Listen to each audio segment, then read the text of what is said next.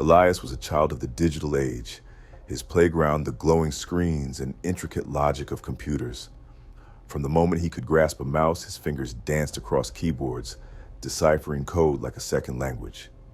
His parents, a pair of overworked academics, saw his fascination as a mere hobby, a phase that would eventually give way to more conventional pursuits.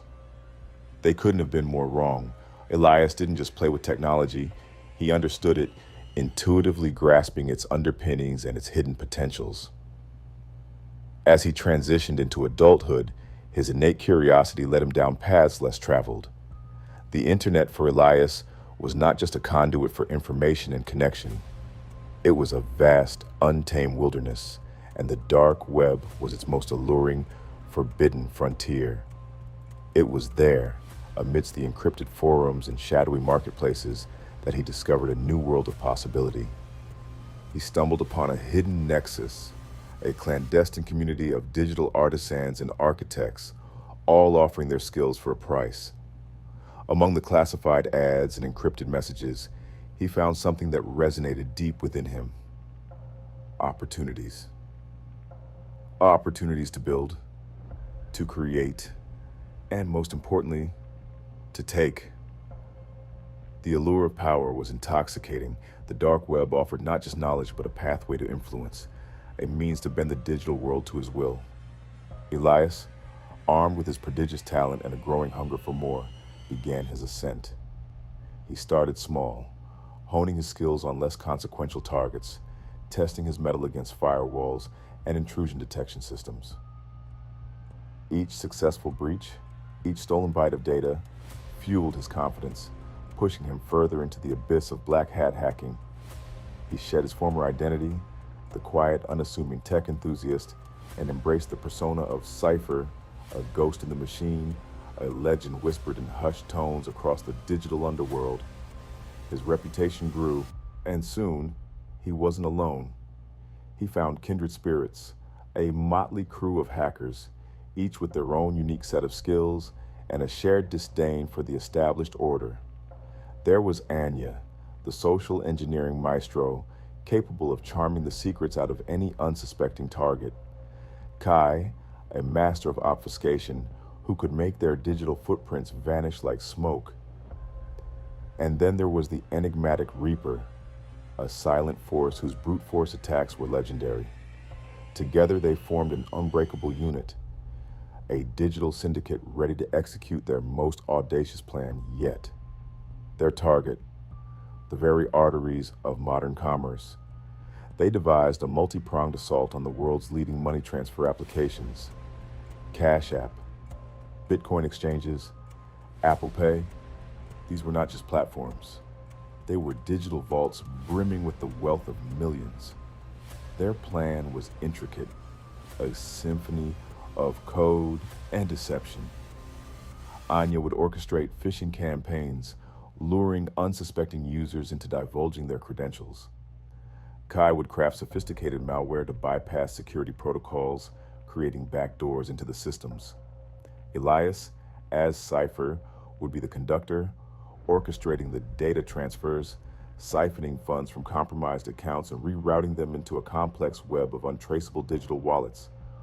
Reaper would provide the raw power, overwhelming any defenses that dared to stand in their way. The execution was flawless. For months, they operated with impunity, a phantom limb of the digital economy.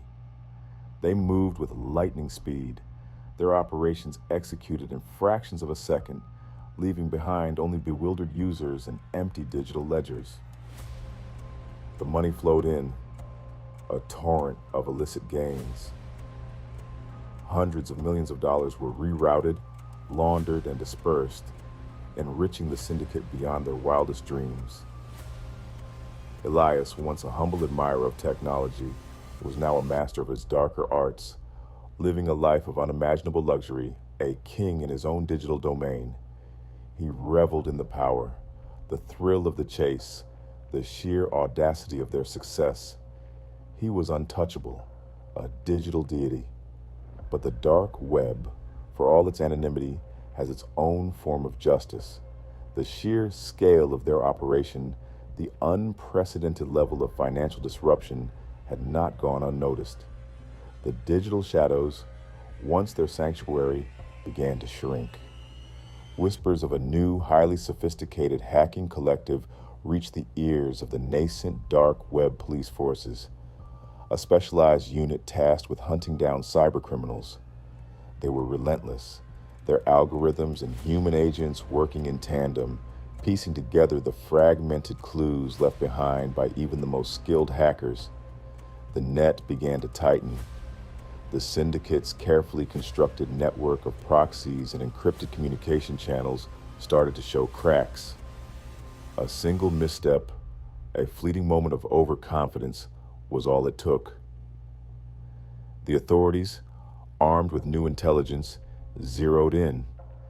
The digital walls Elias had so meticulously built began to crumble. The thrill of the heist was replaced by the cold, creeping dread of discovery. One by one, his friends were apprehended. Anya, caught in a meticulously planned sting operation. Kai, betrayed by a hidden digital signature. Reaper, overwhelmed by an unprecedented counterattack. Elias, as Cypher, was the last one standing, but he knew his time was running out. The digital police were closing in, their virtual hounds baying at his heels. In a desperate, adrenaline-fueled act of self-preservation, Elias wiped his servers clean, destroyed every piece of incriminating evidence, and vanished. He liquidated what he could of his ill-gotten gains, converting them into untraceable cryptocurrencies and then into physical assets, disappearing into the vast, anonymous expanse of the real world. He became a ghost, not just in the machine, but in reality itself. His digital empire crumbled to dust, his legend fading into the annals of cybercrime, a cautionary tale of ambition, skill, and the ultimate price of playing with fire in the digital underworld. Elias, the boy who grew up with technology, had become a master hacker, a king of the dark web, and then nothing. He was never seen again. The stale smell of cheap weed clung to Marcus like a second skin. Another dead-end job. Another day staring at the ceiling tiles of a soul-crushing office. He was adrift, a ship without a rudder, his potential dissolving into the haze of his latest blunt. Then a familiar face materialized through the smoke. Liam, his old partner in crime, a grin splitting his face. "Yo, Marcus, still chasing that paper, huh?" Liam's eyes glinted with mischief. "Got a proposition for you. Something more lucrative." Liam, it turned out, had discovered the dark web. Not for conspiracy theories or illicit gaming, but for information. Specifically, information that could be leveraged for check fraud. He'd even cultivated a contact at Chase Bank, a woman named Chloe, who, under the influence of shared blunts and whispered promises, had become an unwitting accomplice. Their operation began small. Liam, armed with stolen data from the dark web, would craft convincing fake checks. Marcus, using Chloe's insider knowledge of bank procedures and timings, would guide them. They'd find unsuspecting individuals, often desperate for a quick buck, and offer them a cut to cash the checks. The thrill was intoxicating, the money flowing in faster than they could spend it. They'd hit numerous drop points, from dingy convenience stores to bustling mall banks. Each successful transaction fueled their addiction to the risk, the escalating stakes. Chloe, high on weed and the rush of facilitating their scheme, became bolder, feeding them account numbers and withdrawal limits. Marcus, once lost and directionless, found a perverse sense of purpose, a dark mastery in their illicit craft. The numbers climbed. $5,000 here, $10,000 there. Soon they were netting $300,000 each, a king's ransom built on deception and stolen identities. They lived like kings, the finest weed, the fastest cars, the most fleeting pleasures. But the shadow of the law loomed, a constant nagging presence beneath the euphoria. Their undoing came with a $27,000 check. It was their last hurrah, a final, audacious play. Marcus had sourced the Target account, Chloe had confirmed the availability, and Liam had forged the check with meticulous detail. They'd found a new mule, a young woman desperate to escape her circumstances, promising her a significant percentage.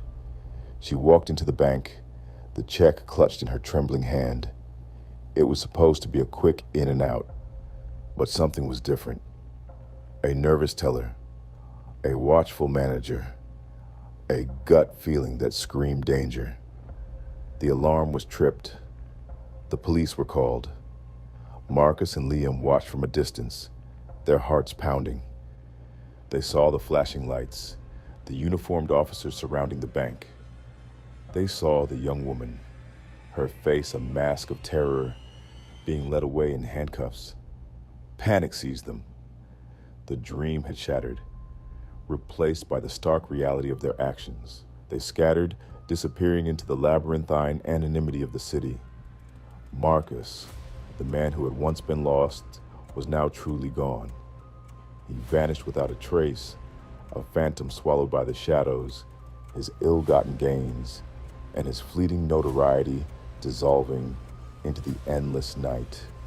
The story of their spree became a whisper, a cautionary tale told in hushed tones, a testament to the allure and the ultimate cost of playing with fire in the digital age.